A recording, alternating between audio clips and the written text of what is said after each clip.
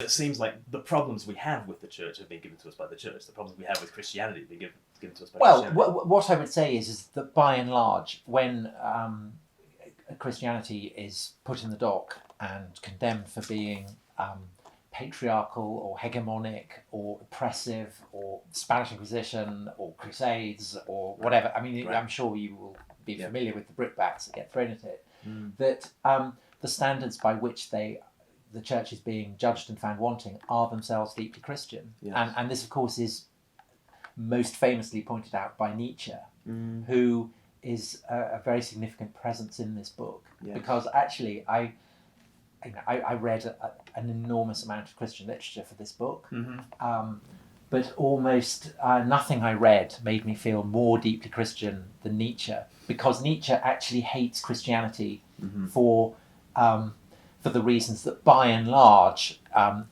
even a Dawkins is willing to Admire it for. to admire it. I mean, namely, its valorization of the weak and the poor, and that's what Nietzsche hates. And it, looking at it through that prism, then Nietzsche was a brilliant classicist, enables you to kind of switch gears and re-inhabit a world in which Christianity does not exist, and in which the image of the cross as an emblem of redemption does not exist. Instead, the cross remains what it was to the Romans, an implement of torture. Yes, that is quite a binary way of looking at it, and that would be kind of my instinct to read Nietzsche in that way.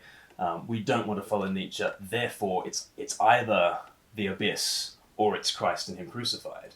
But what if someone would say to you, okay, we don't go with Nietzsche, but there's a third option, isn't there? We don't need to go for the pale Galilean either.